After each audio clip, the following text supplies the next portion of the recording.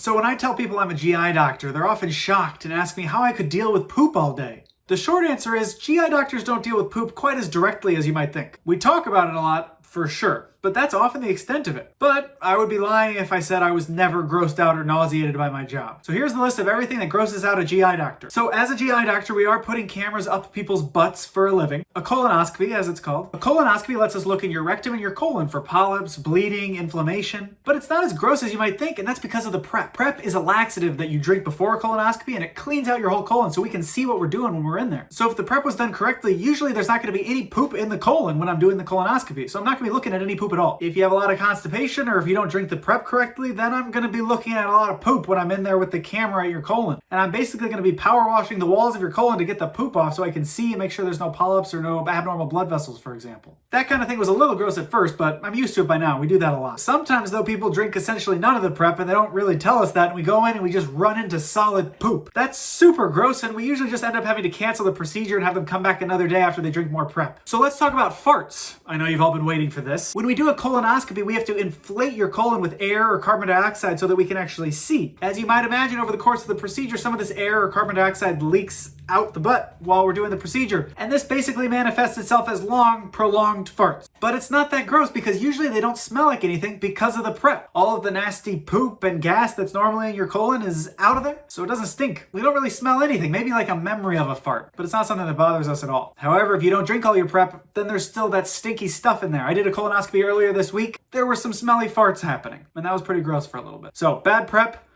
farts. What else grosses out GI doctors? Number 3, melena. What's melena? It's kind of gross, just to warn you. It's basically digested blood that you poop out. If you're bleeding in your stomach, like from an ulcer, for example, that blood gets digested by the stomach acid in your stomach, just like it would if it was meat, for example.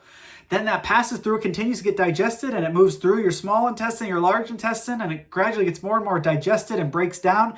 And when it comes out, it's black in color and it smells terrible, and it's called melena. It's commonly known as one of the worst smells in the hospital by nurses and doctors alike, and there's not much you can really do about it except let it all pass. And of course, stop the bleeding in the first place. Number 4, food impactions. What's that? Ooh, these can be really gross. A food impaction is basically when you have food lodged in your esophagus, in your food pipe. So you're not choking, you're not struggling to breathe. Your air pipe is fine, but your food pipe isn't letting anything through. Your saliva, it can't go past. Nothing else can get past. It causes pain, discomfort, drooling. It's very unpleasant for the patients. We often have to do emergent EGDs to go in and get that food out as quickly as we can. The problem is that food has usually been in there for at least a few hours, right? Because it has to get stuck. You realize what's happening. You try to fix it yourself. Then you come into the hospital. Then they see you, they call the GI doctor.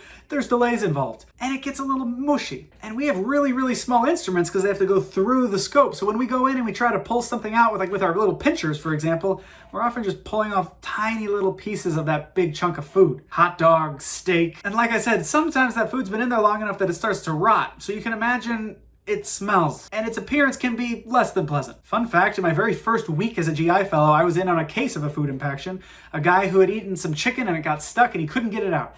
But this case was so gross that the scope tech, and this is her job, is to help with scopes, was so nauseated that she had to leave the room to go throw up, and I had to fill in as the scope tech. It was quite the introduction to food impactions. So outside of those 4 really gross things, I can handle pretty much anything that GI throws at me. What about you? What are the grossest parts of your job? Healthcare or otherwise? Let me know in the comments. Thanks for watching.